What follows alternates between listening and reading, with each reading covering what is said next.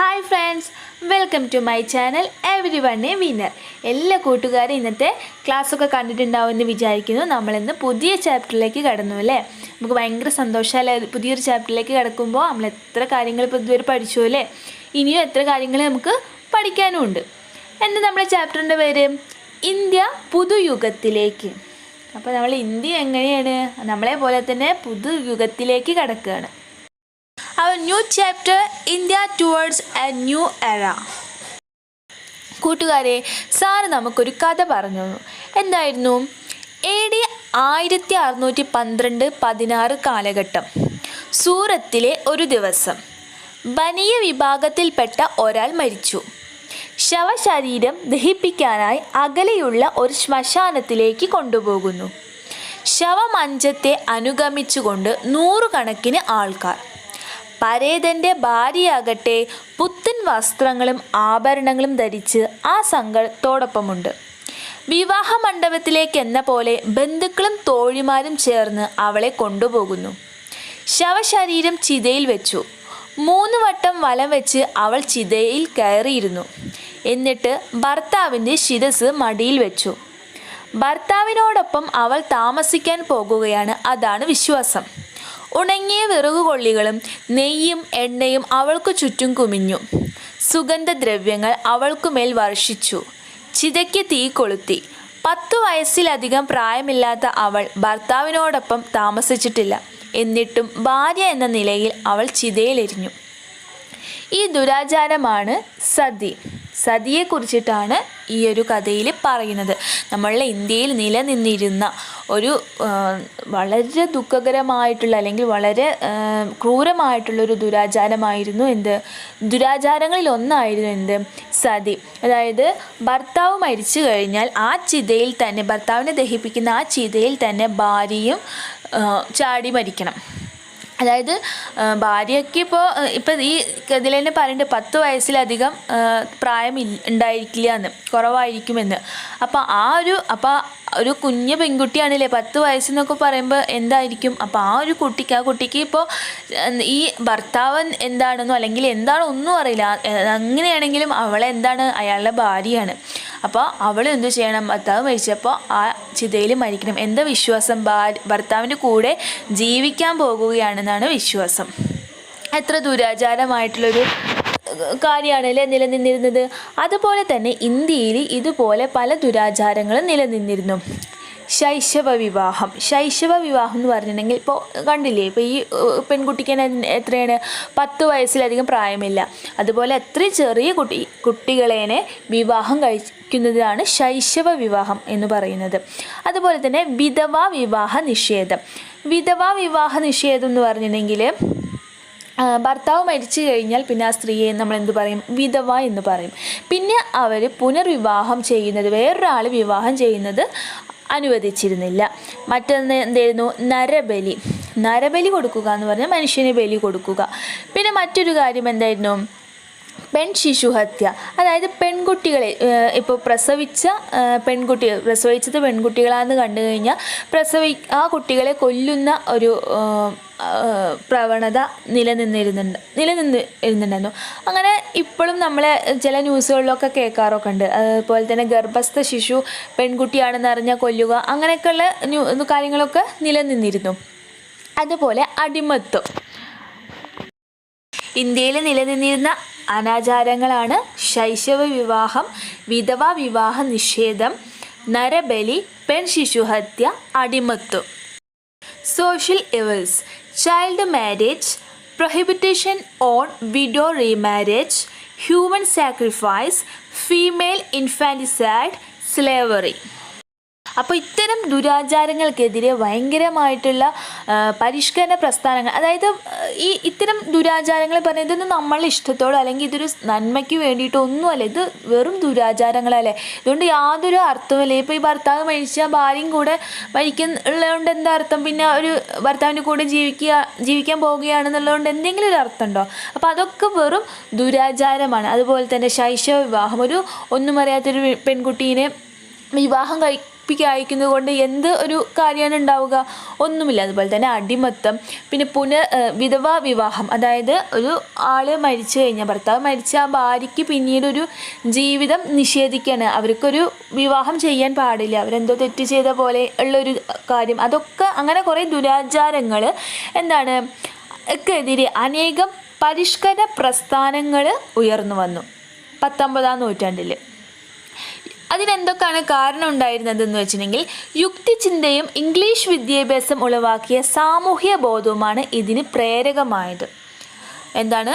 English വിദ്യാഭ്യാസം ഉളവാക്കിയ, അതായത് യുക്തിചിന്തയും, നമ്മൾ യുക്തിക്ക് ചിന്തിക്കുക, നമ്മൾ ചിന്തിച്ച് നോക്കണം ഈ ഒക്കെ ആചാരങ്ങൾ കൊണ്ട് എന്താണ് കാര്യം, അല്ലെങ്കിൽ ഇതുകൊണ്ടൊക്കെ എന്താണ് നേടുന്നത് എന്നുള്ള യുക്തിചിന്തയിൽ നിന്നും അതുപോലെ തന്നെ ഇംഗ്ലീഷ് വിദ്യാഭ്യാസം ഉളവാക്കിയ സാമൂഹ്യ ബോധവുമാണ് ഇതിന് പ്രേരകമായത്. അനാചാരങ്ങളോടും അന്ധവിശ്വാസങ്ങളോടുമുള്ള എതിർപ്പ്, അതുപോലെ സ്ത്രീ സ്വാതന്ത്ര്യം, ഈ ശൈശവ വിവാഹം, അതുപോലെ തന്നെ വിധവാ വിവാഹമുള്ള നിഷേധവും, അതുപോലെ സതിയുമൊക്കെ സ്ത്രീകളുടെ സ്വാതന്ത്ര്യത്തെ അല്ലേ ചോദ്യം ചെയ്യുന്നത്. അപ്പോൾ സ്ത്രീ സ്വാതന്ത്ര്യം, അതുപോലെ തന്നെ വിദ്യാഭ്യാസത്തിൻ്റെ വ്യാപനം, ഇന്ത്യൻ സംസ്കാരത്തെക്കുറിച്ചുള്ള അഭിമാന ബോധം എന്നിവ ഇതിൻ്റെ ഈ ഒരു സാമൂഹിക പരിഷ്കരണ പ്രസ്ഥാനങ്ങളുടെ പൊതു സ്വഭാവങ്ങളായിരുന്നു. അപ്പോൾ എന്തൊക്കെയായിരുന്നു പൊതു സ്വഭാവങ്ങൾ? അനാചാരങ്ങളോടും അന്ധവിശ്വാസങ്ങളോടുമുള്ള എതിർപ്പ്,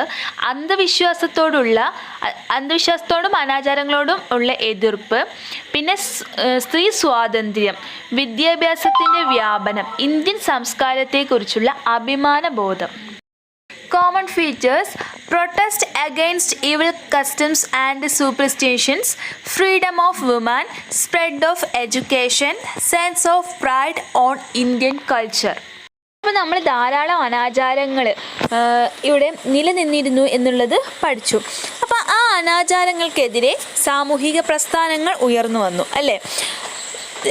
Familiarize with the important reform movements and leaders who initiated them. എന്താണ് ഈ സാമൂഹ്യ പ്രസ്ഥാനങ്ങളെക്കുറിച്ചും അതുപോലെ തന്നെ അവ കൊണ്ടുവന്ന നേതാക്കന്മാരെക്കുറിച്ചുമാണ് നമ്മൾ അടുത്ത് പഠിക്കാൻ പോകുന്നത്. അതിലാദ്യം വരുന്നത് രാജാറാം മോഹൻ റോയ്. നിങ്ങൾ ഈ പേരുകൾ, അതുപോലെ തന്നെ ഈ നേതാക്കന്മാരുടെ പേരുകളും അവരുടെ പ്രസ്ഥാനങ്ങളും ഒക്കെ നന്നായിട്ട് പഠിച്ചിരിക്കണം. വളരെ ഇമ്പോർട്ടൻ്റ് ആണ് കേട്ടോ. അപ്പോൾ ആദ്യത്തെ വ്യക്തിത്വമാണ് Rajaram Mohan Roy, who gained Western education, strongly condemned the evil practices like sati and child marriage that prevailed in India. അതായത് രാജാറാം മോഹൻ റോയ് എന്ന് പറഞ്ഞിട്ടുണ്ടെങ്കിൽ ഇംഗ്ലീഷ് വിദ്യാഭ്യാസം നേടിയ വ്യക്തിയായിരുന്നു രാജാറാം മോഹൻ റോയ്. അതുപോലെ തന്നെ ചൈൽഡ് മാരേജ്, ശൈശവ വിവാഹത്തെയും അതുപോലെ തന്നെ സതിയെയും പൂർണ്ണമായും എതിർത്ത വ്യക്തിയായിരുന്നു Rajaram Mohan Roy. British governor general ആയിരുന്ന വില്യം ബെൻഡിക് പ്രഭു ആണ് സതി നിരോധിച്ചത്. ഇതിന് പ്രധാന കാരണം രാജാറാം മോഹൻ റോയുടെ പ്രവർത്തനങ്ങളായിരുന്നു. അതായത് സതി എന്ന ദുരാചാരം ബ്രിട്ടീഷ് ഗവർണർ ജനറൽ ആയിരുന്ന വില്യം ബെൻഡിക് പ്രഭു നിരോധിച്ചു. സതി എന്ന ആചാരം നിരോധിച്ചു. ഇതിന് കാരണമായത് രാജാറാം മോഹൻ റോയുടെ പ്രവർത്തനങ്ങളായിരുന്നു ഇതിന് കാരണമായത്. അതുപോലെ തന്നെ തൻ്റെ ആശയങ്ങൾ പ്രചരിപ്പിക്കുന്നതിനായി ബ്രഹ്മസമാജം എന്ന സംഘടന സ്ഥാപിച്ച് അദ്ദേഹം അടിസ്ഥാനപരമായി എല്ലാ മതങ്ങളും ഒന്നാണെന്നുള്ള പൊതു സന്ദേശം പ്രചരിപ്പിച്ചു. അദ്ദേഹം തൻ്റെ പ്രവർത്തനങ്ങളെ എല്ലാം ഉൾക്കൊള്ളിച്ച് അദ്ദേഹം ഒരു പ്രസ്ഥാനം ആരംഭിച്ചു. അതായിരുന്നു ബ്രഹ്മസമാജം. ബ്രഹ്മസമാജം. അദ്ദേഹം ഒരു ആശയം അല്ലെങ്കിൽ ഒരു സന്ദേശം അതുകൊണ്ട് പ്രചരിപ്പിച്ചു. അതെന്തായിരുന്നു? എല്ലാ മതങ്ങളും ഒന്നാണെന്ന്, എല്ലാ മതവും ഒന്നാണ്. അങ്ങനെ ഒരു പൊതു സന്ദേശം അദ്ദേഹം പ്രചരിപ്പിച്ചു. എല്ലാ മതവും ഒന്നാകുമ്പോൾ എന്താണ്? നമ്മളെല്ലാവരും ഒന്നാലേ. ജാതി സമ്പ്രദായമാണ് ഇന്ത്യക്കാർക്കിടയിലെ അനൈക്യത്തിൻ്റെ ഉറവിടം എന്ന് വിശ്വസിച്ചു. ഇന്ത്യൻ നവോത്ഥാനത്തിൻ്റെ പിതാവ് എന്നാണ് രാജാറാം മോഹൻ റോയ് അറിയപ്പെടുന്നത്. അതായത് ഇന്ത്യൻകാർക്കിടയിലെ അനൈക്യം എന്ന് പറയുന്നെങ്കിൽ ഒരു ഐക്യമില്ലായ്മ അല്ലെങ്കിൽ ഒരു ഒരുമയില്ലാത്തതിൻ്റെ കാരണം എന്താണ്? ജാതി സമ്പ്രദായമാണ്. അപ്പോൾ അദ്ദേഹം എന്ത് സന്ദേശമാണ് പ്രചരിപ്പിച്ചത്? എല്ലാ മതങ്ങളും ഒന്നാണ്. എല്ലാ മതങ്ങളും ഒന്നാകുമ്പോൾ നമ്മളെല്ലാവരും ഒന്നാണ്. അപ്പോൾ അവിടെ ഐക്യവും ഉണ്ടാവും അല്ലേ? ഇന്ത്യൻ നവോത്ഥാനത്തിൻ്റെ പിതാവ് എന്നാണ് രാജാറാം മോഹൻ റോയ് അറിയപ്പെടുന്നത്. അപ്പോൾ രാജാറാം മോഹൻ റോയ് ആവിഷ്കരിച്ച പ്രസ്ഥാനമാണ് ബ്രഹ്മസമാജം. അതിൻ്റെ പ്രധാന തത്വങ്ങൾ എന്തെല്ലാമായിരുന്നു? ശൈശവ വിവാഹം, അതുപോലെ തന്നെ സതി എന്നിവയ്ക്കെതിരെ ശക്തമായി അദ്ദേഹം ശബ്ദമുയർത്തി. അതുപോലെ തന്നെ ഇന്ത്യൻ നവോത്ഥാനത്തിൻ്റെ പിതാവ് എന്നറിയപ്പെടുന്നത് ആരാണ്? രാജാറാം മോഹൻ റോയ് ആണ്. Rajaram Mohan Roy is the father of Indian renaissance and the founder of Brahmo Samaj. അടുത്ത സാമൂഹിക പരിഷ്കർത്താവ് ആരായിരുന്നു? സ്വാമി ദയാനന്ദ സരസ്വതി. ജാതി വ്യവസ്ഥയെയും വിഗ്രഹാരാധനയും എതിർത്ത നവോത്ഥാന നായകനാണ് സ്വാമി ദയാനന്ദ സരസ്വതി. ഈ ലക്ഷ്യത്തിനു വേണ്ടി അദ്ദേഹം ആര്യ സമാജം എന്ന സംഘടന രൂപീകരിച്ചു. വേദങ്ങളിലേക്ക് മടങ്ങുക എന്ന് അദ്ദേഹം ആഹ്വാനം ചെയ്തു. അതായത് സ്വാമി ദയാനന്ദ സരസ്വതിയാണ് നമ്മൾ പഠിക്കുന്ന അടുത്ത സാമൂഹ്യ പരിഷ്കർത്താവ്. അദ്ദേഹം ഏതൊരു സംഘടനയാണ് രൂപീകരിച്ച്? ആര്യ സമാജമാണ്. അതിലൂടെ അദ്ദേഹം ഒരു സന്ദേശം അയച്ചു. എന്താണ്? വേദങ്ങളിലേക്ക് മടങ്ങുക. Swami Dayananda Saraswati was the leader of Indian renaissance who attacked caste system and condemned idol worship. To disseminate his ideology, he founded Arya Samaj. He gave the call, go back to Vedas. വേദങ്ങളിലേക്ക് മടങ്ങുക. അടുത്ത സാമൂഹിക പരിഷ്കർത്താവാണ് ആര്? ജ്യോതിറാവ് ഫൂലെ. അദ്ദേഹം എന്തൊക്കെ ചെയ്തത്? വിധവ പുനർവിവാഹം, അതുപോലെ തന്നെ സ്ത്രീ വിദ്യാഭ്യാസം, നിർബന്ധിതവും സൗജന്യവുമായ വിദ്യാഭ്യാസം എന്നിവയ്ക്ക് ഊന്നൽ നൽകി. അതായത് promoted widow remarriage, education for woman, Satyashodhak Samaj എന്നൊരു പ്രസ്ഥാനവും ആരംഭിച്ചു. അതായത് വിധവകളുടെ വിവാഹത്തെ പ്രോത്സാഹിപ്പിക്കുകയും ജാതി വ്യവസ്ഥയെ എതിർക്കുകയും ചെയ്തു. 12 വയസ്സുവരെയുള്ള കുട്ടികൾക്ക് നിർബന്ധിതവും സൗജന്യവുമായ വിദ്യാഭ്യാസം നൽകണമെന്ന് വാദിച്ച അദ്ദേഹം അന്തസ്ഥിത വിഭാഗക്കാരുടെയും സ്ത്രീകളുടെയും വിദ്യാഭ്യാസത്തിന് പ്രാമുഖ്യം നൽകി. ഈ ആശയങ്ങൾ പ്രചരിപ്പിക്കുന്നതിനായി ഫൂലെ സ്ഥാപിച്ച സംഘടനയാണ് സത്യശോധക് സമാജ്. അപ്പം നമ്മൾ ആദ്യം രാജാറാം മോഹൻ റോയ് ഒരു പരിഷ്കരണ പ്രസ്ഥാനം ആരംഭിച്ചു. അദ്ദേഹത്തിൻ്റെ ആശയങ്ങൾ പ്രചരിപ്പിക്കുന്നതിന് വേണ്ടി. എന്തായിരുന്നു അത്? ബ്രഹ്മസമാജം. രണ്ടാമത് സ്വാമി ദയാനന്ദ സരസ്വതിയാണ് നമ്മൾ രണ്ടാമത് പഠിച്ച സാമൂഹ്യ പരിഷ്കർത്താവ്. അദ്ദേഹത്തിൻ്റെ സംഘടന അല്ലെങ്കിൽ പ്രസ്ഥാനം ഏതായിരുന്നു? ആര്യ സമാജം. മൂന്നാമത് നമ്മൾ ആദ്യം പഠിച്ചത് ജ്യോതിറാവ് ഫൂലെയാണ്. അദ്ദേഹം രൂപീകരിച്ച പ്രസ്ഥാനം ഏതായിരുന്നു? സത്യശോധക് സമാജ്. പണ്ഡിത Ramabai founded Arya Mahila Sabha, an organization for the uplift of women. She fought against the social inequalities faced by women and worked tirelessly for women's education and the empowerment of widows. അടുത്തതായിട്ട് നമ്മൾ ആരെയാണ് പഠിക്കുന്നത്? പണ്ഡിത് രമാബായ്. സ്ത്രീകളുടെ ഉന്നമനത്തിനായി ആര്യ മഹിളാ സഭ എന്ന സംഘടന സ്ഥാപിച്ചത് രമാബായ് ആണ്. അതുപോലെ തന്നെ സ്ത്രീകൾ അനുഭവിക്കുന്ന സാമൂഹ്യ അസമത്വങ്ങൾക്കെതിരെ പോരാടി. വിധവകളുടെ ഉന്നമനത്തിനും സ്ത്രീ വിദ്യാഭ്യാസത്തിനും വേണ്ടി അവർ പ്രവർത്തിച്ചു. ഇനി അടുത്തതാണ് ആരാന്ന് നോക്കാം. മറ്റൊരു സാമൂഹ്യ പരിഷ്കർത്താവായിരുന്നു സർ സയ്യദ് അഹമ്മദ് ഖാൻ. മുസ്ലിങ്ങൾക്കിടയിൽ ആധുനിക വിദ്യാഭ്യാസത്തിന് പ്രചാരം നൽകിയ Ahmed Khan Muhammadan Anglo Orient College സ്ഥാപിച്ചു. ഇതാണ് പിന്നീട് പ്രസിദ്ധമായ അലിഗഡ് മുസ്ലിം സർവകലാശാലയായി മാറിയത്. വളരെ പ്രസിദ്ധമായിട്ടുള്ളൊരു യൂണിവേഴ്സിറ്റിയാണ്. പിന്നീട് ഹിന്ദു മുസ്ലിം ഐക്യത്തെക്കുറിച്ച് അദ്ദേഹം എന്താണ് പറഞ്ഞത്? ഹിന്ദുക്കളും മുസ്ലിങ്ങളും ഇന്ത്യയുടെ വായു ശ്വസിച്ചും ഗംഗയുടെയും യമുനയുടെയും ജലം പാനം ചെയ്തും ജീവിക്കുന്നു. നാം രണ്ടും ഇന്ത്യയുടെ മണ്ണിൽ ഉൽപ്പാദിപ്പിക്കപ്പെടുന്നത് ഭക്ഷിക്കുന്നു. ജീവിതത്തിലും മരണത്തിലും നാം ഒന്നിച്ചാണ്. അപ്പം നമ്മൾ എന്താണ് ഹിന്ദു മുസ്ലിം തമ്മിലുള്ള വ്യത്യാസം? എന്താ? ഒരു വ്യത്യാസവും ഇല്ല അല്ലേ? നമ്മൾ ഒന്നാണ് അല്ലേ? അങ്ങനെയല്ലേ അദ്ദേഹം പറഞ്ഞത്? അദ്ദേഹം ആധുനിക വിദ്യാഭ്യാസത്തിന് പ്രചാരം നൽകിയല്ലേ? അതുപോലെ തന്നെ അദ്ദേഹം എന്ത് സ്ഥാപിച്ചു? ആംഗ്ലോ ഓറിയൻ്റൽ കോളേജ് സ്ഥാപിച്ചു. Muhammad Anglo Orient College, Aligarh Muslim University. Guys, Sir Syed Ahmad Khan said that both Hindus and Muslims breathe the air of India, drink the water of Ganga and Yamuna. We both feed upon the products of the Indian soil. We are together in life and death. Okay. അടുത്ത സാമൂഹ്യ പരിഷ്കർത്താവ് ആരായിരുന്നു? സ്വാമി വിവേകാനന്ദൻ. ഈ ഒരു പേര് കൂട്ടുകാരൊക്കെ കേട്ടിട്ടുണ്ടാവുമെന്ന് വിചാരിക്കുന്നു. Swami Vivekananda fought against the caste inequalities and promoted education among women. He gave emphasis to the universal brotherhood and remarked, "For our own mother land and junction of the two great systems, Hinduism and Islam, is the only hope." He was the disciple of Sri Ramakrishna Paramahamsa. അതായത് അടുത്ത് നമ്മൾ ആരെക്കുറിച്ചാണ് പറയുന്നത്? സ്വാമി വിവേകാനന്ദനെ കുറിച്ചാണ് പറയുന്നത്. ജാതീയമായ ഉച്ചനീചത്വങ്ങളെ എതിർക്കുകയും സ്ത്രീ വിദ്യാഭ്യാസത്തെ പ്രോത്സാഹിപ്പിക്കുകയും ചെയ്ത പരിഷ്കർത്താവായിരുന്നു സ്വാമി വിവേകാനന്ദൻ. വിശ്വസഹോദര്യത്തിന് ഊന്നൽ കൊടുത്ത് അദ്ദേഹം ഇങ്ങനെ അഭിപ്രായപ്പെടുകയുണ്ടായി. എന്താണ്?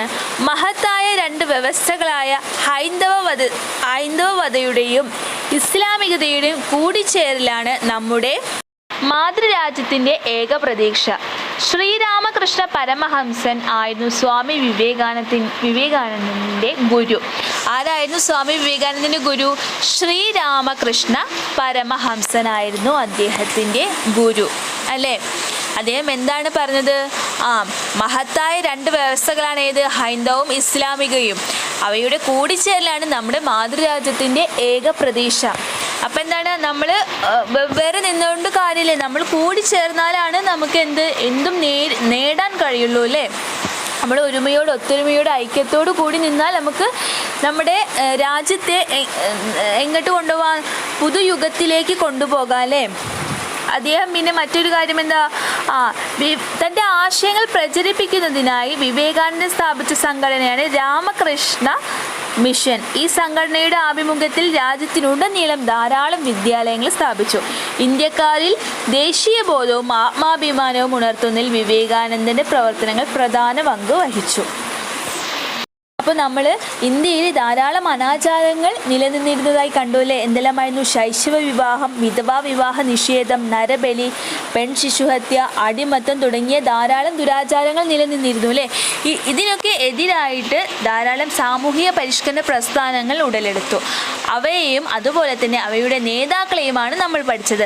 അതിലാദ്യം നമ്മൾ ആരെയാണ് പഠിച്ചത്? രാജാറാം മോഹൻ റോയാണ്. രാജാറാം മോഹൻ റോയാണ് ഇന്ത്യൻ നവോത്ഥാനത്തിൻ്റെ പിതാവ് എന്നറിയപ്പെടുന്നത്. രാജാറാം മോഹൻ റോയാണ്. രാജാറാം മോഹൻ റോയാണ് ബ്രഹ്മസമാജത്തിൻ്റെ സ്ഥാപകൻ.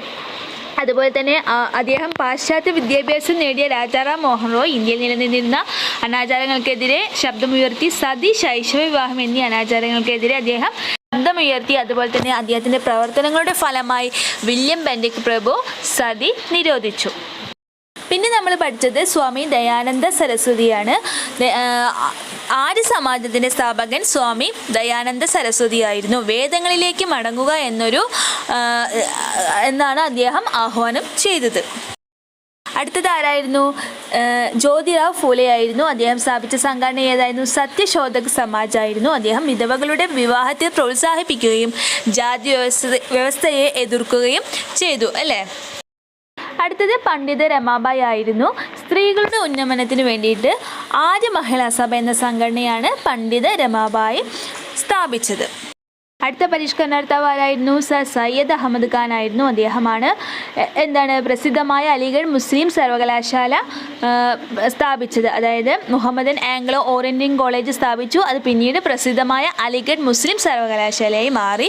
അതുപോലെ തന്നെ അദ്ദേഹത്തിൻ്റെ പ്രധാന വാക്യങ്ങൾ എന്തായിരുന്നു? ഹിന്ദുക്കളും മുസ്ലിങ്ങളും ഇന്ത്യയുടെ വായു ശ്വസിച്ചും ഗംഗയുടെയും യമുനയുടെയും ജലം പാനം ചെയ്തും ജീവിക്കുന്നു.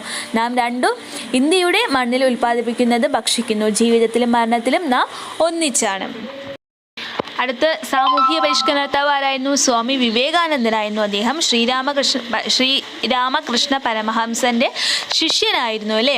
ഗുരുവിൻ്റെ ആശയങ്ങൾ പ്രചരിപ്പിക്കുന്നതിനായി അദ്ദേഹം സ്ഥാപിച്ച സംഘടനയാണ് രാമകൃഷ്ണ മിഷൻ.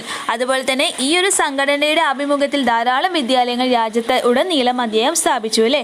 ജാതീയമായ ഉച്ചനീചത്വങ്ങളെ എതിർക്കുകയും സ്ത്രീ വിദ്യാഭ്യാസത്തെ പ്രോത്സാഹിപ്പിക്കുകയും ചെയ്തു. അപ്പോൾ നമ്മൾ ഇത്രയും സാമൂഹ്യ പരിഷ്കർത്താക്കന്മാരെ കണ്ടു. അതുപോലെ തന്നെ അവരുടെ പ്രസ്ഥാനങ്ങളെക്കുറിച്ചും പഠിച്ചു. അവർ ഊന്നൽ നൽകിയ കാര്യങ്ങളെക്കുറിച്ച് അല്ലെങ്കിൽ അവരുടെ തത്വങ്ങളെക്കുറിച്ചൊക്കെ പഠിച്ചു. ഇത് നിങ്ങൾ നന്നായിട്ട് പഠിക്കുക.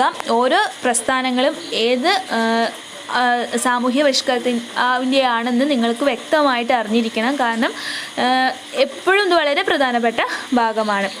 അപ്പോൾ നമ്മളിതൊക്കെ പഠിച്ചു അല്ലേ. ഇനി നമുക്ക് ഇത്തരം സാമൂഹ്യ പരിഷ്കരണ പ്രസ്ഥാനങ്ങൾ എന്തിലേക്കാണ്? ഇന്ത്യയെ ഒരു പുതുയുഗത്തിലേക്ക് നയിച്ചു അല്ലേ. ആചാരങ്ങളും അനാചാരങ്ങളൊന്നും ഇല്ലാതാക്കുന്ന ഒരു ഇന്ത്യയിലേക്ക് നയിച്ചു അല്ലേ. എന്നിരുന്നാലും ഇന്നും നമ്മളോട് സാറ് ചോദിച്ചു, ഇന്നും ഇങ്ങനത്തെ എന്തെങ്കിലും ആചാരങ്ങളൊക്കെ നിലനിൽക്കുന്നുണ്ടോ എന്നല്ലേ. ഇന്നും ഇങ്ങനത്തെ കുറച്ച് ആചാരങ്ങളൊക്കെ നിലനിൽക്കുന്നതായി നമ്മൾ ഈ ന്യൂസിലൊക്കെ കേൾക്കുന്നുണ്ടല്ലേ. എന്താണ്? ശൈശവ വിവാഹം, അതുപോലെ തന്നെ ബാലവേല, അതുപോലെ തന്നെ ശിശുഹത്യ, അങ്ങനെ കാര്യങ്ങളൊക്കെ വ്യാപകമായിട്ടല്ലെങ്കിൽ കൂടിയും ഇപ്പോഴും നമ്മൾ എവിടെയൊക്കെയോ അങ്ങനത്തെ വാർത്തകൾ കേൾക്കുന്നുണ്ട് അല്ലേ. ഇതും പൂർണ്ണമായിട്ടും നീക്കം ചെയ്യപ്പെടും. ഇനി നമുക്ക് ഇന്നത്തെ ആക്ടിവിറ്റി എന്താ നോക്കാം. പട്ടിക പൂർത്തിയാക്കുക. നവോത്ഥാന നായകൻ അടുത്ത കളിയിൽ പ്രസ്ഥാനം പ്രധാനപ്പെട്ട പ്രവർത്തനങ്ങളാണ്. അപ്പോൾ നമുക്കിത് എങ്ങനെ ചെയ്യാൻ നോക്കാം. നമുക്ക് എങ്ങനെ എഴുതാം? രാജാറാം മോഹൻ റോയ് ബ്രഹ്മസമാജം, അതുപോലെ തന്നെ അദ്ദേഹത്തിൻ്റെ പ്രവർത്തനങ്ങൾ എന്താ? സതി, ശൈശവ വിവാഹമൊക്കെ എതിർത്തു. സ്വാമി ദയാനന്ദ സരസ്വതി ആര്യ സമാജം സ്ഥാപിച്ചു. ജാതി വ്യവസ്ഥ, വിഗ്രഹാരാധന എതിർത്തു. ജ്യോതിറാവ് ഫൂലെ സത്യശോധക് സമാജ് സ്ഥാപിച്ചു. ജാതി വ്യവസ്ഥയെ എതിർത്തു. വിധവാ വിവാഹം പ്രോത്സാഹിപ്പിച്ചു. പണ്ഡിറ്റ് രമാബായ് ആര്യ മഹിളാ സഭ സ്ഥാപിച്ചു. സ്ത്രീകളുടെ ഉന്നമനം, സ്ത്രീ സമത്വം, സ്ത്രീ വിദ്യാഭ്യാസം എന്നിവയ്ക്ക് വേണ്ടി പ്രവർത്തിച്ചു. Sir Syed Ahmed Khan Anglo Oriental College സ്ഥാപിച്ചു. അതുപോലെ തന്നെ മുസ്ലിം ആധുനിക വിദ്യാഭ്യാസം, അതിനു വേണ്ടിയിട്ടാണ് അദ്ദേഹം പ്രവർത്തിച്ചത്. സ്വാമി വിവേകാനന്ദൻ രാമകൃഷ്ണ മിഷൻ എന്നൊരു പ്രസ്ഥാനമാണ് ആരംഭിച്ചത്. ജാതീയ ഉച്ചനീചത്വങ്ങളെ എതിർത്തു. സ്ത്രീ വിദ്യാഭ്യാസം വിദ്യാലയങ്ങൾ സ്ഥാപിച്ചു. Complete the table. Leaders of Indian Renaissance organizations, major activities. Rajaram Mohan Roy, Brahma Samaj, Sadi, child marriage. Swami Dayananda Saraswati, Arya Samaj, attacked caste system and condemned idol worship. Jyotira Phule, Satya Shodhak Samaj, condemned caste system, promoted widow remarriage. Pandit Ramabai, Arya Mahila Sabha, uplift of women, women equality, women education. Sir Syed Ahmad Khan, Mohammedan Anglo-Oriental College, modern education among Muslims. Swami Vivekananda, Ramakrishna Mission, against caste inequalities and women and promoted women education and establishment of schools. അപ്പോൾ എല്ലാ കൂട്ടുകാർക്കും ഈ video ഉപകാരമാകുമെന്ന് വിചാരിക്കുന്നു. നിങ്ങൾക്ക് ഈ video ഇഷ്ടപ്പെടുകയാണെങ്കിൽ like ചെയ്യുക, share ചെയ്യുക, കമൻറ്റ് ചെയ്യുക. ഇനിയും വീഡിയോസ് കാണുന്നതിനായി ചാനൽ സബ്സ്ക്രൈബ് ചെയ്യുക. താങ്ക്